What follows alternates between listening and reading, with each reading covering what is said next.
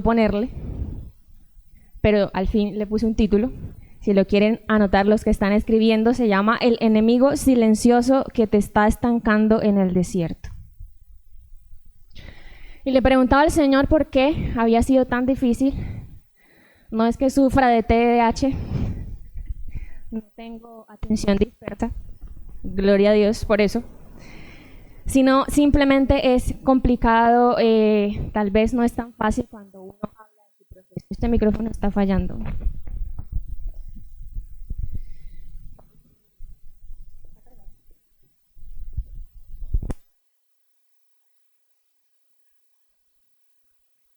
Hola, sí. Ya, mejor. Está muy duro. Sí, gloria a Dios. Bueno, les comentaba que iba a hablar, si le pueden bajar otro poquito, de un poco sobre el proceso que ha estado haciendo Dios en mi vida en estos últimos 2 meses, más o menos, mes y medio. Y como les comentaba también, perdón, aquí, que se me hizo complicado, ¿cierto? Sacar la estructura de este mensaje. Normalmente soy una persona que tiendo a ser muy sistemática con todo, súper estructurada. Y yo le decía, pero ¿qué está pasando con mi cerebro, cierto? ¿Qué está pasando con mi mente? ¿Qué está pasando en mi alma, en mi espíritu? Hasta que decidí hacer un pare e ir a la fuente de toda sabiduría, que es el Señor. Amén. Ahí recibí revelación y ciertos aprendizajes que quiero compartir con ustedes en esta mañana. Quiero compartir con ustedes un poco de lo aprendido en este viaje por ese desierto que lo llamé. No es que haya salido ya, les hago spoiler. Todavía estamos ahí, pero he aprendido algunas cosas que quiero compartirles. Y se trata de ese enemigo silencioso que está quizá costando más vidas hoy en día de las que costó la pandemia del COVID-19. Y quiero empezar con unos datos, bueno, quizás ahí no estén. En 2019 se estimaba que 301 millones de personas en todo el mundo vivían con el trastorno de ansiedad. Eso representa aproximadamente el 4% de la población mundial. Por el contrario, a nivel mundial, durante solamente el año 2020 se registraron aproximadamente 82.3 millones de casos confirmados de COVID-19, según datos de la OMS. Y la OMS, Organización Mundial de la Salud, informó que en el primer año de la pandemia la prevalencia global de ansiedad aumentó un 25%. Entonces, creo que ya pueden saber que ese enemigo silencioso es la ansiedad. Con un agravante, soy cristiano. Pero bueno, esto no es algo nuevo. Tal vez ha existido toda la vida, desde hace muchos años atrás. Y ahora, últimamente, le dimos un nombre, quizá para generar un diagnóstico, así no sepamos solucionarlo. Te voy a llevar en la Biblia, que miremos en la historia, quién pasó por esto y quién se encontraba en esa situación igual que ha sufrido y que hemos sufrido muchas de las personas en esa tierra. Y esa historia está en el libro de Primera de Samuel, primer libro de Samuel, capítulo 27.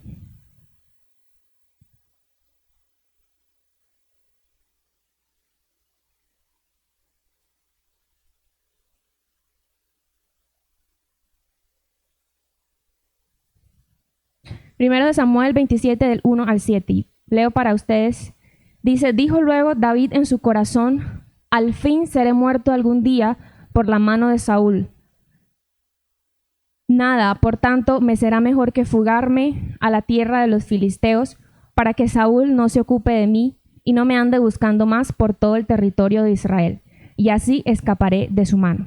Versículo 2. Se levantó pues David, y con los 600 hombres que tenía consigo se pasó a Aquis, hijo de Maoc, rey de Gat. Y moró David con Aquis en Gat, él y sus hombres, cada uno con su familia. David con sus mujeres, Ahinoam, Jezreelita, y Abigail, la que fue mujer de Nabal, el de Carmel. Y vino a Saúl la nueva de que David había huido a Gat y no lo buscó más. Y David dijo a Aquis: si he hallado gracia ante tus ojos, séame dado lugar en alguna de las aldeas para que habite allí. Pues, ¿por qué ha de morar tu siervo contigo en la ciudad real? Y Aquis le dio aquel día a Siclac, por lo cual Siclac vino a ser de los reyes de Judá hasta hoy. Fue el número de los días que David habitó en la tierra de los filisteos, 1 año y 4 meses. ¿Cuánto tiempo David habitó en tierra de los filisteos? ¿Quiénes eran los filisteos? ¿Amigos o enemigos? Enemigos de Israel, ¿cierto? La palabra de Dios, también en Samuel, yo creo que todos los que estamos aquí conocemos la historia de David, que fue ungido por el profeta Samuel alrededor de la edad de 15 años, dicen aproximadamente. Era un jovencito, ¿cierto? ¿Para qué fue ungido David? Para ser rey de Israel. Y en primera de Samuel, bueno, no recuerdo el capítulo, pero más adelante, en segunda de Samuel, dice que David fue coronado rey a los 30 años. Entonces, ¿cuántos años pasaron desde que fue ungido hasta que fue rey aproximadamente? 15 años, ¿cierto? Y yo creo que la Biblia no nos dejó ese dato ahí al azar. Tal vez fue para enseñarnos algo. David fue ungido para ser rey de Israel y pasados aproximadamente 15 años vio el cumplimiento de su promesa. Pero desde que fue ungido hasta que empezó a vivir en la promesa, David pasó por un proceso, por un desierto, por una batalla espiritual y también física, porque alguien que no lo quería lo estaba persiguiendo continuamente, y ese era el rey Saúl, ¿cierto? Así que David en este momento, en esta época de su vida que leemos aquí en 1 Samuel 27, estaba pasando por quizá una de las peores temporadas de su vida. Venía luchando, venía escapando, huyendo de Saúl, que quería matarlo desde hace aproximadamente 15 años, ¿cierto? David había entrado en lo que se llama una fatiga espiritual, en una fatiga de pelear. Estaba cansado de pelear continuamente, estaba cansado de esperar en la continua liberación de Dios. Y quizá a veces nos sucede a nosotros igual, ¿cierto? Nos cansamos de esperar en la continua liberación de Dios.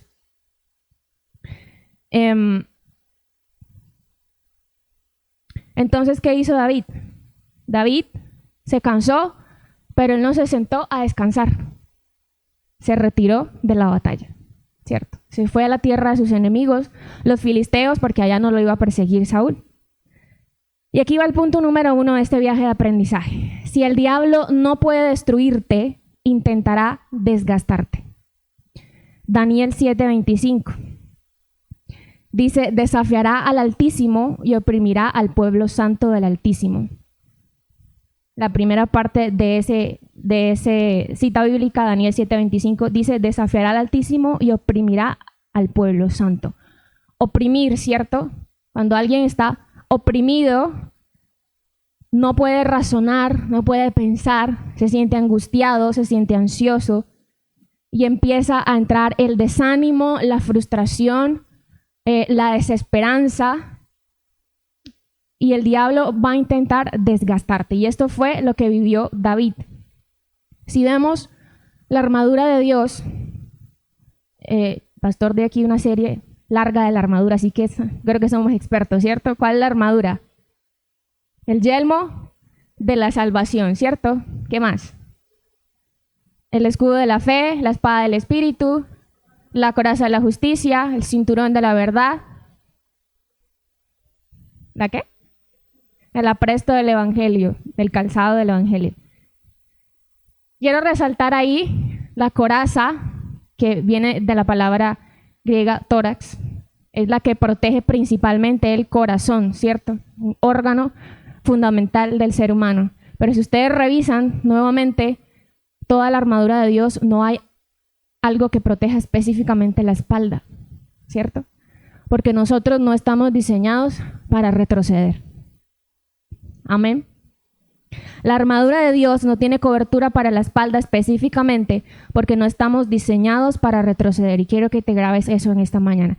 David se cansó de pelear y en lugar de descansar, dio la vuelta y huyó. Pero cuando huyó quedó expuesto él.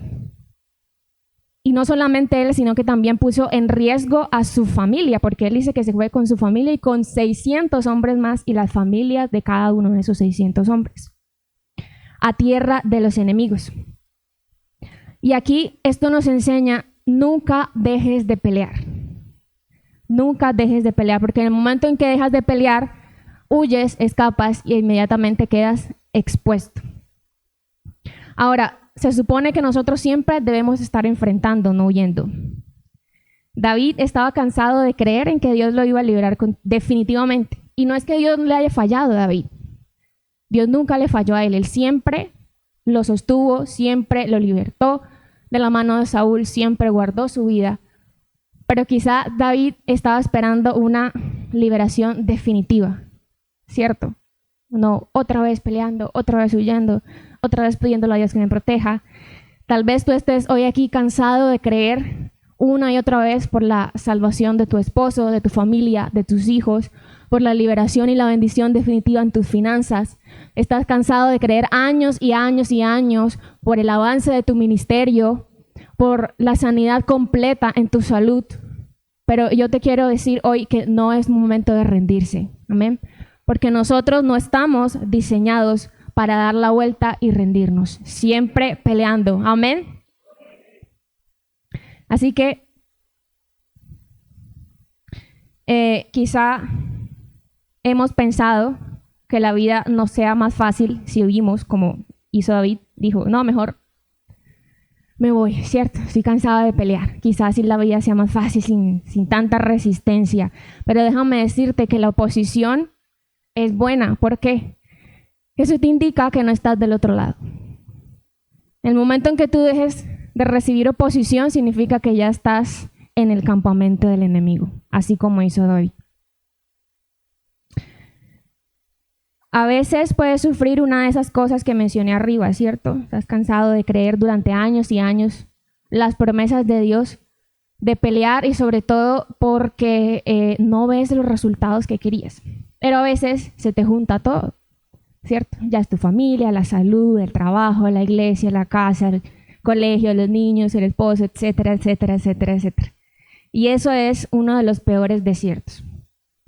Quizá tú lo has pasado, yo lo pasé, ¿cierto? Cuando siento que en ese momento de mi vida, como te conté hace un mes, 2 meses, me cansé de esperar, me cansé de no ver respuesta, me cansé de luchar.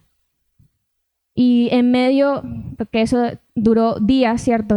De esa batalla espiritual, de creer y no creer, de tener fe y la desesperanza por el otro lado. En medio de todo eso pude vislumbrar un poquito de la voz de Dios que me dijo, lee Jeremías. Y sí, Dios le habla a uno en medio de la dificultad. Y yo dije, pues bueno, voy a leer Jeremías, no tengo nada que perder, ¿cierto? En este punto de mi vida, si es Dios el que me habla y que me está diciendo, pues bien, y si no, no está mal leer la Biblia. Entonces empecé a leer Jeremías un capítulo por día, para hacerles corta la historia. En el segundo día, en el capítulo 2, el Señor trajo a mi atención el versículo 6. Si podemos leer en Jeremías 2:6, en la pantalla dice, y no dijeron, ¿dónde está Jehová que nos hizo subir de la tierra de Egipto, que nos condujo por el desierto, por una tierra desierta y despoblada, por tierra seca y de sombra de muerte, por una tierra por la cual no pasó varón, ni allí habitó hombre? Antes de terminar ese versículo, yo me detuve en la primera parte. ¿Dónde está Jehová que nos hizo subir de la tierra de Egipto y que nos condujo por el desierto? Fue como una voz interna que me dijo, oh, Dios me condujo por el desierto. ¿Por qué fue impresionante para mí? Porque en ese desierto continuamente en mi mente me atacaba, pero ¿qué hice mal? ¿En qué desobedecimos? ¿Qué estamos haciendo mal? Pero si yo hice esto, hice lo otro. Hasta que el Señor me dijo, yo te conduje por el desierto. Y yo dije, bueno, si Dios me condujo por el desierto, fue como si me hubieran quitado una carga de encima. Si Dios me condujo por ese desierto, está bien, lo acepto. No fue consecuencia de mis malas acciones, no fue que desobedecí, no fue mi culpa, eso pensaba en ese momento. Fue Dios, es la voluntad de Dios. Y si Dios me trajo al desierto, sé que tiene un final y sé que no va a durar para siempre. Y el Señor en esta mañana te dice, iglesia, tu desierto tiene un final. Tu batalla tiene un final. Si Dios se condujo por el desierto, Él no te dejó solo, Él no te dejó sola. Él va contigo. Porque ¿qué dice la Biblia? No dejará para siempre caído al justo. Amén. En todo el proceso entendí que mi corazón necesitaba ser limpio de impurezas y pues luego en tu casa seguir leyendo Jeremías en ese capítulo 2. Y los capítulos que siguen dice que la intención de Dios al pasarnos por el desierto principalmente son dos cosas: purificar tu corazón, 1, y 2, pasar tu fe por el horno de fuego. Probar tu fe. Y no diré, como dije al principio, que ya estoy fuera, ¿cierto? Que ya lo superé totalmente, pero sí estoy segura de algo. Así como Dios estuvo con Moisés en el desierto, Dios estará conmigo y Dios estará contigo. Amén. Creo firmemente, quizá la gente dice que cuando todo está saliendo bien, ay, Dios me bendice, Dios está conmigo, ¿cierto? Pero creo que Dios está más con uno en el desierto que cuando ya está en la victoria.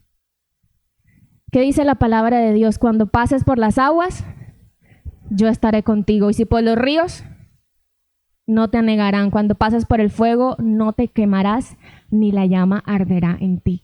Dios está con nosotros en el desierto. Amén. Y quizá hay desiertos que están destinados para que los pases solamente tú y Dios. Como Jesús fue solo al desierto con el Espíritu. Dios te puede dar una promesa aquí en el altar, pero luego tienes que ir afuera y vivir el proceso de esa promesa. La liberación que Dios te puede hacer aquí es la puerta, no es el final, es el inicio de tu proceso. La liberación que Dios hace aquí, Él te liberta de cosas que tú en tus propias fuerzas no hubieras sido capaz. Te liberta de la adicción, te liberta de la esclavitud, del pasado, de la iniquidad, y sí quedaste libre. Pero es el discipulado, es el proceso lo que rompe el ciclo para que no vuelvas a caer en esclavitud. Entonces, necesitamos como casa de Dios empezar a aprender a echar raíces, a vivir el proceso. Una casa fuerte no se construye de la noche a la mañana. Dios no está apurado con tu restauración, tú lo estás. Y te lo digo porque yo lo estaba. Yo era, Dios mío, ¿cuándo me vas a sanar? ¿Cuándo me vas a quitar esta tristeza? ¿Cuándo me vas a quitar esta angustia que tengo en la mente? Sáname rápido. Creo que Dios estaba así. Los desesperados somos nosotros. Dios tiene todo el tiempo del mundo. Pero déjame decirte que tu batalla va a terminar. Tu desierto tiene un fin. No es para siempre. Pero cuando salgas vas a subir de nivel. ¿Amén? Pero vas a entrar a otra batalla. No hay eso llamado una vida sin batalla. Déjame decirte que si eres nuevo en los caminos de Dios, aquí te mando el spoiler de una vez. Si te dijeron que esta vida iba a ser fácil, no. No es fácil para nada, pero por lo menos sabemos que estamos con Dios, amén. Que Él está con nosotros. Y sí, puede que salgamos de una batalla para entrar a otra, pero hay algo peor de vivir de batalla en batalla, y es vivir una vida de esclavitud constante. ¿O no? Y también te digo algo más, como hizo David, ¿cierto? Tu batalla hoy puede que estés peleando contra osos, contra leones, pero mañana vas a tener que pelear contra Goliat. Y vas a desear las batallas que tenías antes. Ay, como era de fácil. Yo tan bobo, yo llorando por eso. Y ahora estoy pasando algo peor. pero la prueba no va a ser más grande de lo que tú puedas soportar, dice la palabra de Dios. Es necesario que seamos probados. Entonces, si el diablo no pudo contigo con las drogas, con el alcohol, con las malas relaciones, con las malas decisiones, y él ve que tú te levantaste otra vez, él va a intentar destruirte a través del agotamiento, a través del desgaste. Y aquí va el punto número 2. Si el enemigo no te puede destruir, intentará distraerte. Y aquí seguimos en 1 Samuel 27. 1 Samuel 27, quiero que leamos el versículo 8.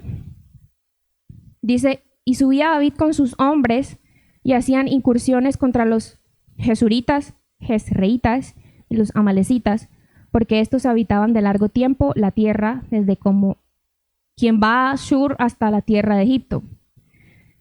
Y asolaba David el país y no dejaba con vida hombre ni mujer, y se llevaba las ovejas, las vacas, los asnos, camellos, ropas, y regresaba a Aquis.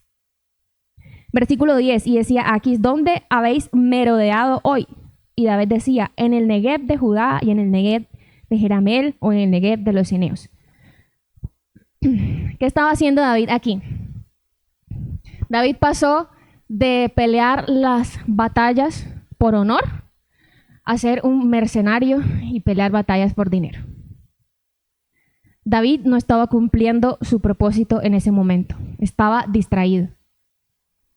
Yo te digo en esta mañana, no te distraigas peleando batallas que no son tuyas, que no estás llamado a pelear, que no te corresponde hacer. No pierdas el tiempo. Si Satanás no te pudo destruir con todo lo anterior, ni con el agotamiento, entonces va a intentar distraerte con que pelees batallas que no son tuyas.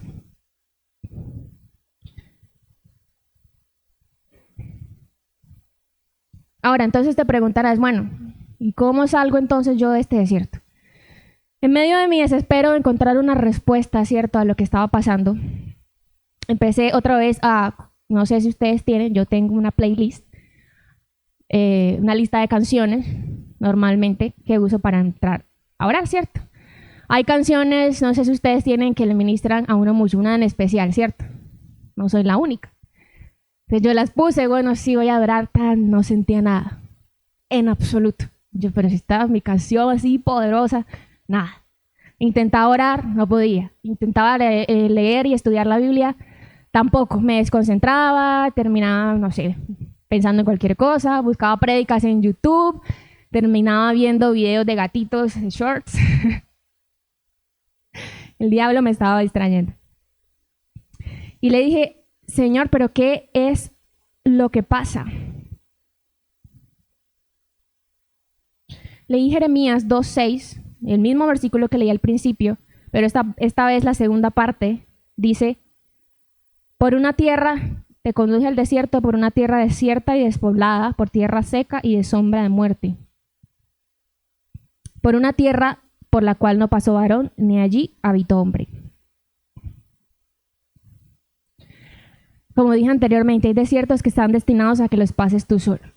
Dije, ¿dónde se fueron todos mis amigos? Los profetas, los que predican, no, tengo una palabra para ti. Nadie aparecía. Todos se fueron. Todos estaban ocupados en sus cosas. Y ese era el momento para que yo me enfocara en Dios, porque era el desierto que Dios quería llevarme a mí solamente con Él.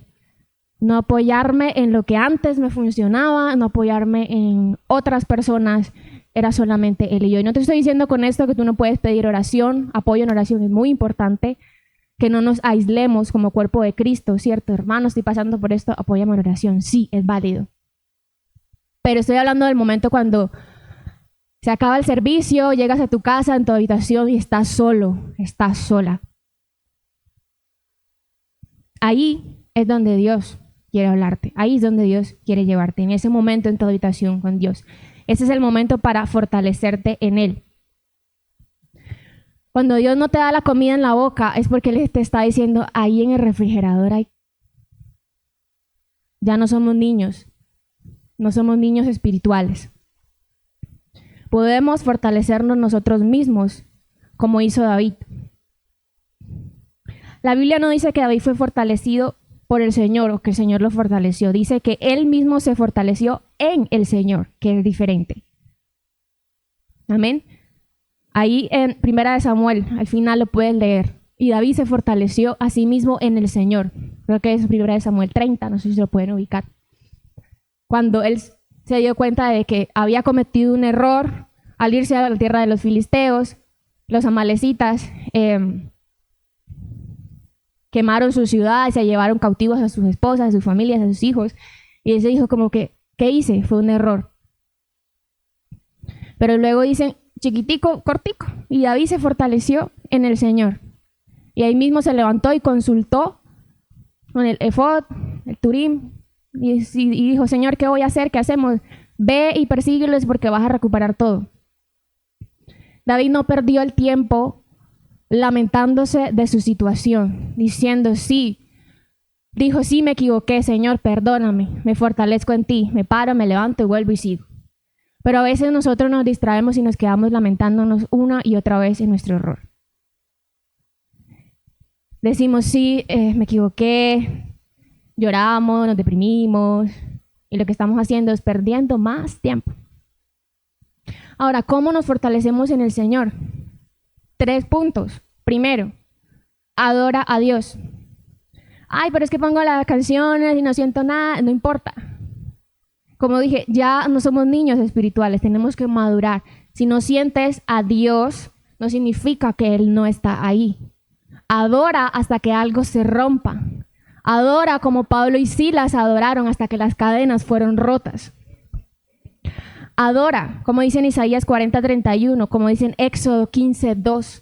Alabaremos al Señor en todo tiempo, Señor. En todo tiempo, cuando estemos alegres, cuando estemos felices, cuando todo esté bien, pero cuando todo esté mal. Allí, cuando todo esté mal, es donde Dios va a probar tu fe, si de verdad le amas. Si de verdad estás dispuesto a caminar con Él, por donde quiera que te vaya. ¿Estás dispuesto a caminar conmigo? Sí. ¿Y si te llevo al desierto? También. También. Amén. Entonces, 1, adora a Dios hasta que algo se rompa. 2, ora en lenguas. 1 Corintios 14:4. Yo creo que aquí los que vienen al discipulado los martes, los jueves, ya saben por qué debemos orar en lenguas, cómo se oran en lenguas, el Espíritu Santo lo hace, ¿cierto? Etcétera. 1 Corintios 14:4 dice, el que habla en lengua extraña, ¿a sí mismo qué? Se edifica, nos fortalecemos, nos edificamos a nosotros mismos cuando oramos en lenguas. ¿Por qué? Porque está orando nuestro espíritu, no nuestra carne, no nuestra alma. En esos momentos de angustia, de estrechez mental, donde no podemos pensar, donde no podemos articular una oración a Dios, es nuestro espíritu el que debe orar. Dios nos dio herramientas para orar, ni siquiera tenemos que pensar cómo orar, solamente hablar en lenguas, orar en lenguas, y ni siquiera eso lo usamos. Tercero, háblale a tu alma. Salmos 42:5-6.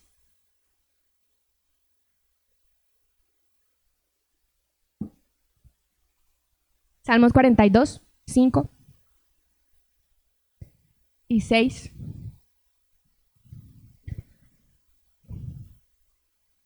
Dice, ¿por qué te abates, oh alma mía, y te turbas dentro de mí? ¿Quién escribió este salmo? ¿Quién escribió este salmo? David.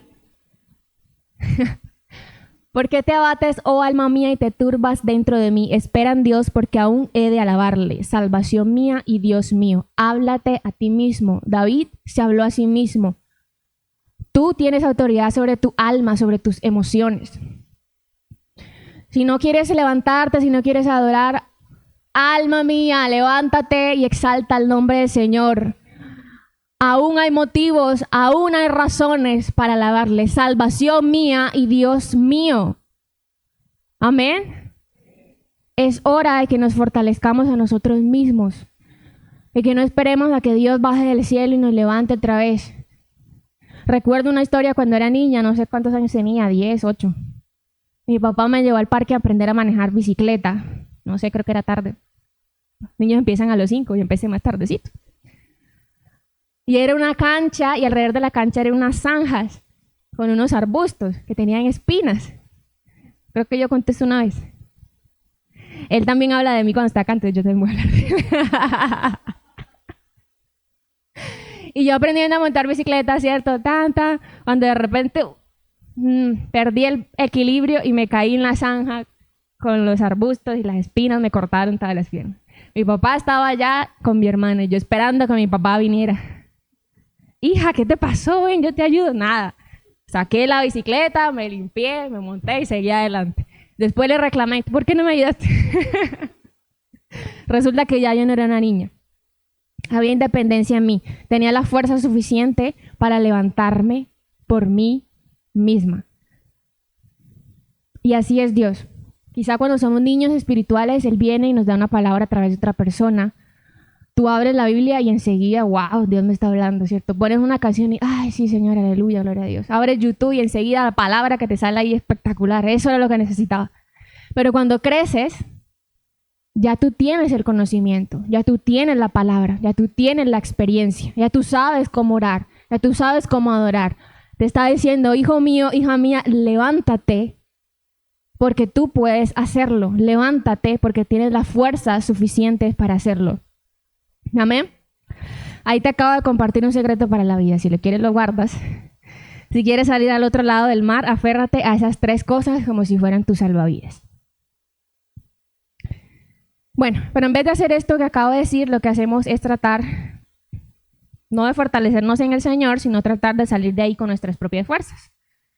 Y empezamos a preguntarle al Señor, ¿qué hago? Dios mío, ¿qué hago? ¿Pero qué hago? Vi un video que decía, un pastor que decía, ustedes cada vez que oran le dicen al Señor, Señor, ¿y qué hago? ¿Y ahora? ¿Y qué hago? ¿Y para dónde cojo?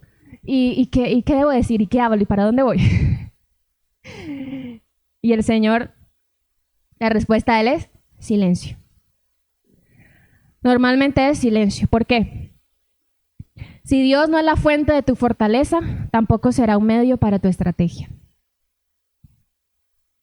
Ahora, quiero explicarte un poco desde otro punto de vista todo esto que nosotros estamos pasando, ¿cierto?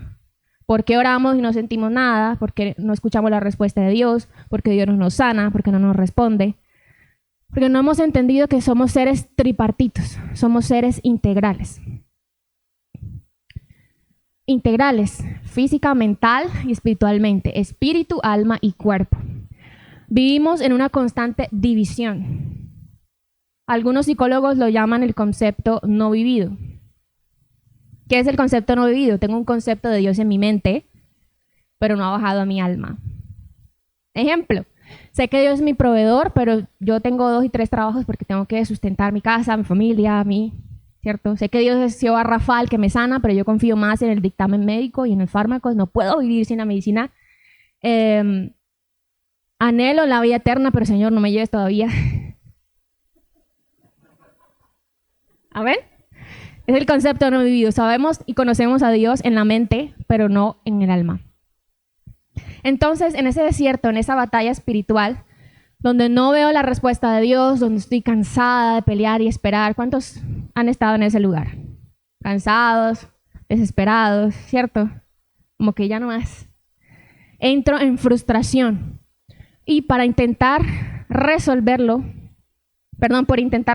y controlarlo todo, entro en agotamiento. Y aquí voy a entrar a un territorio que no es mío, pero me voy a ceñir a alguien que sí es especialista en esto. Voy a citarlo. Se llama el doctor Sebastián Palermo y dice cómo él le puso un nombre a todo esto y se llama agotamiento psíquico. Y lo que te voy a compartir ahora también es explicación de él. ¿Quién es el doctor Palermo? Es un médico especialista en psiquiatría y pastor de una iglesia cristiana en Argentina. La forma como él explica y desmenuza todo este contenido es impresionante. Y fue algo que me ayudó a mí a entenderme, porque en ese momento, cuando tú estás angustiado, no sabes por qué estás angustiado, no sabes cómo manejar tus emociones, no sabes qué está sucediendo dentro de ti. Resulta que el agotamiento psíquico, lo llama él así, viene como consecuencia de querer tomar el control de todo. Esto produce fatiga mental. No puedes razonar, no puedes pensar. Y también produce lo que se llama una alteración en la valoración de los acontecimientos. Entonces empieza a decir, ay, a mí siempre todo me sale mal. Nunca Dios me responde. Todos me abandonan. Nadie me quiere. Todo es exagerado, ¿cierto? Empezamos a irnos a los extremos. ¿Por qué? Porque no estoy analizando. Como no estoy analizando, estoy agotado, no razono, solamente reacciono, solamente siento. Y aquí quiero presentarles un dibujito de un cerebro. ¿Sí lo tienen ahí? Tratar de explicarle esto, espero no equivocarme, aquí tengo una doctora que me está evaluando. Este cerebro, aquí está presentando la parte azul, lo que se llama la neocorteza cerebral, que es la que se encarga del razonamiento y del análisis. Y la parte roja es el sistema límbico, que procesa las emociones. La parte azul, que es la neocorteza, le envía las señales y comanda al sistema límbico sobre qué es lo que debemos hacer. Y ese sistema límbico está relacionado directamente con nuestras emociones, con lo que sentimos. Ahora, cuando nosotros estamos agotados psíquicamente, el sistema límbico, que es ¿cuál? El rojito, ¿cierto? Él no deja de funcionar, él sigue funcionando. Lo que quizás deja de funcionar en ese momento es la neocorteza, la parte azul, donde no podemos analizar. Empieza lo que sucede, una estrechez mental. No soy capaz de pensar, no soy capaz de razonar, no entiendo qué me está pasando, me desespero, ¿cierto? Y empieza la ansiedad a tomar el lugar. Pero sí puedes sentir, entonces ahí es donde empiezas a decir, ay, pero es que yo oro y no pasa nada. Es que yo oro y Dios no me escucha. Pues está pasando algo físico en tu cuerpo, en tu alma, pero el diablo no se va a quedar quieto, ¿cierto? Él aprovecha. Y dice, Dios te abandonó. Dios no te escucha, hiciste todo mal. Eso es una valoración. Ahí donde empiezas a sentirte desanimado, depresivo. Si quieren pueden encender las luces, gracias. Es ahí en donde el diablo envía a sus demonios para trabajar en tu mente sobre esa herida, ¿cierto? Que tienes ahí abierta, donde empiezan las ideas de querer renunciar, de querer dejarlo todo, el famoso no puedo, nunca saldré de esto, se acabó todo esto. Incluso empiezan a llegar las ideas de suicidio. Entonces, ¿qué debemos hacer aquí? ¿Cuál es la solución? Primero que todo, tenemos que entender qué es ese enemigo silencioso, qué es la ansiedad. La ansiedad viene de la palabra anxiety, que significa angustia. Cuando una persona está angustiada, no sabe por qué está angustiada y no sabe qué hacer con esas emociones. Entonces, en ese momento, el cerebro busca una salida, una cura paliativa a ese dolor, lo que se llama placer. O también tiene un nombre médico que es científico, circuito de Papez. El placer calma la angustia, pero no soluciona la causa. Y aquí vuelve a entrar el enemigo en su papel, ¿cierto? En su rol. A ofrecerte las salidas, a buscar en tu base de datos, este tiene problemas con el alcohol, bueno, presentémosle una salida fácil. Ah, se tuvo problemas con la pornografía, presentémosle una salida fácil. ¿Sí? Ese tuvo problemas con el cigarrillo, presentémosle una salida fácil. Entonces, cuando somos cristianos, pero estamos angustiados, empezamos a sufrir de ansiedad y sabemos en nuestra mente, ok, soy cristiano, yo no puedo fumar, yo no puedo volver al pecado, no puedo hacer lo que hacía antes. Entonces, ¿qué hago? ¿Cierto? Como que no tengo salida. Entonces nos vamos a otras salidas más fáciles. Yo digo, ay, bueno, no voy a hacer nada. Entonces con el celular, redes sociales, tan. Este movimiento que uno hace con el dedo genera o libera lo que se llama dopamina, que es como una satisfacción momentánea. Hay gente que se vuelve adicta a eso, estar todo el tiempo con el celular así, ansioso por dentro, ansiosa por dentro. Entonces, bueno, no, me cansé de ver eso, voy a prender la televisión, no, la serie, ¿cierto? Está súper buena, 14 temporadas, me voy a sentar aquí a ver, tan. Entonces uno empieza a buscar salidas que, entre comillas, no son malas, entre comillas, ¿cierto? Pero nos están desviando del propósito, nos están alejando, nos están distrayendo. Entonces, dice el cristiano no bebe, pero sí come, ¿cierto? Entonces yo empiezo, coma, otra manera de la ansiedad. Entonces no tengo más nada para hacer, me voy a echar a dormir, todo el día a dormir. Entonces uno empieza a tratar de salir de la ansiedad apurado, ¿cierto? Y de la ansiedad no se sale apurado, la ansiedad se fluye. Hay que dejar que Dios obre en nosotros. Ahora, ¿qué no debemos hacer? En primer lugar, no te autocastigues por sufrir de eso. Por mucho tiempo yo no entendía a la gente que era cristiana y que decía que sufría de ansiedad, depresión o lo que sea. Sí, en mi arrogancia decía, pero si tú eres cristiano, se supone que nosotros no sufrimos de eso. Hasta que me pasó a mí. Y sí, Dios quería tratar eso conmigo. Quizá hoy nos olvidamos y nos enfocamos, ¿cierto?, en que somos espirituales,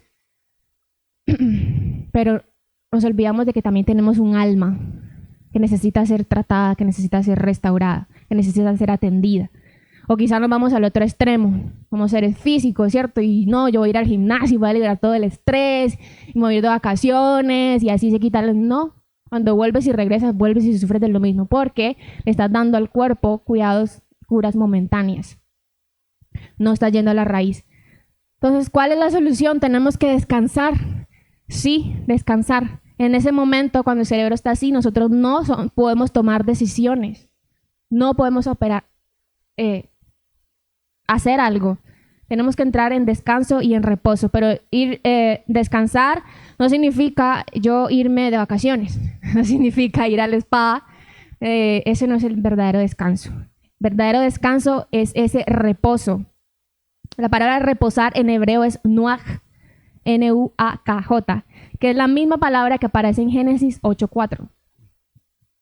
Cuando dice que reposó el arca sobre el monte de Ararat. Entonces, reposar significa soltarse, dejarse caer.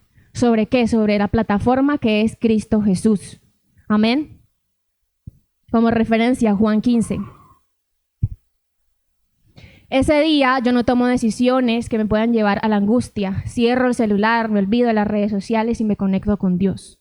Dios, la única fuente de verdadero descanso, de verdadera paz, el Shaddai.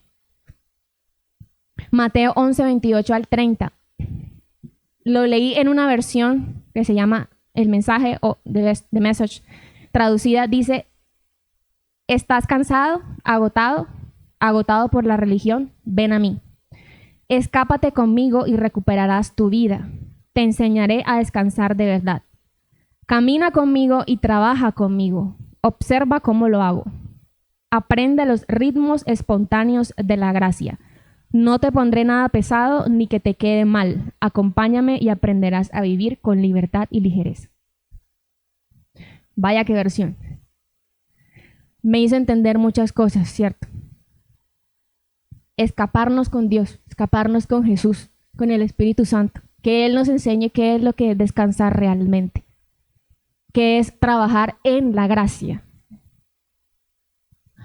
Otro punto, ya no sé por cuál voy, 5 creo. Cuando estoy tratando de controlarlo todo, estoy perdiendo confianza. Solución, la confianza en Dios vence toda ansiedad. Y la confianza no es solo decir, sí, yo confío en Dios y ya, pum, se me quitó la ansiedad. No, es un recurso que implica desarrollo, es decir, voluntad, implica trabajo, tengo que seguir haciéndolo. Dice la Biblia, no es con fuerza, no es con espada, es con su Santo Espíritu. El reto que tenemos ahora como hijos de Dios es aprender a trabajar la confianza. Es aprender a caminar con esa nueva creencia, que nos baste su gracia, porque su poder se perfecciona en nuestra debilidad. No es en nuestras fuerzas, no es que yo me voy a sostener con todos los trabajos que haga. No es que yo voy a alcanzar la solución. No es que yo voy a salvar a mi hijo, a mi hija, a mi esposo, a mi esposa. No es que yo me voy a sanar, no. Es en la gracia de Dios. Amén. Es en su poder. Hay que derrumbar esa mentalidad de autosuficiencia con la que venimos a este mundo. Todo esto se resume en un versículo, 2 de Timoteo 2:1.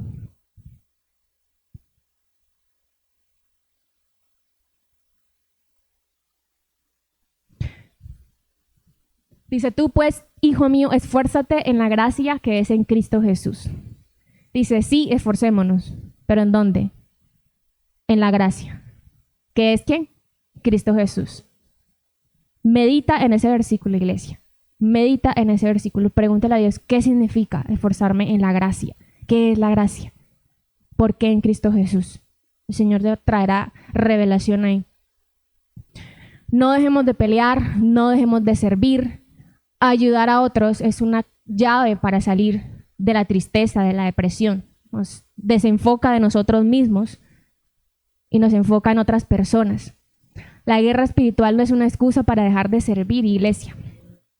O mucho menos para dejar de venir a la iglesia. Levántate y di, ¿sabes qué? Voy a ir a la iglesia. Voy a servir. Voy a ayudar a otro. No porque ya todo esté bien, no porque ya tenga todo solucionado, sino porque es lo que Dios espera de mí. Y es lo que mi alma necesita. Tal vez no pueda salvar a mi hijo, pero voy a ayudar a salvar el hijo de otra persona. Tu batalla no es una excusa para no ayudar a ese egipcio que sabe las coordenadas exactas de tu victoria. Si sigues leyendo 1 Samuel 30, vas a entender mejor esta frase. No es excusa para dejar de ayudar a ese compañero de prisión que tiene las llaves para que en su debido tiempo te saque de la cárcel y te invite al palacio. ¿De quién estoy hablando aquí? De José. José interpretó el sueño de alguien más cuando el suyo propio estaba en retraso. No se había cumplido, no había llegado. Pero él decidió ayudar a alguien más. Y esa ayuda que le dio, le sirvió para que luego lo sacaran de la cárcel. Y por último, iglesia, para cerrar, tu llamado es más importante que tu conquista. Dios no te libera para que tengas sanidad, para que tengas riquezas, para que estés bien y ya, listo. No, es solo un medio para el fin. Él dice, bueno, ya quité todos los problemas, ahora sí, empecemos a trabajar. ¿Sí?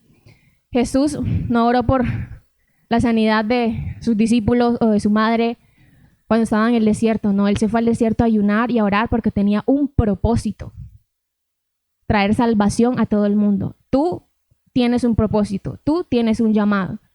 El que Dios te sane y te liberte, el que te ayude a resolver tus problemas, no es el fin, es un medio que Él quiere usar para que tú cumplas ese propósito. Lo que te da satisfacción no es llegar al otro lado del mar, iglesia, es estar en el centro de la voluntad de Dios. Si cumples tu propósito, Dios protegerá la gracia que Él ha puesto sobre ti. Amén. Te invito a colocarte de pie, vamos a orar.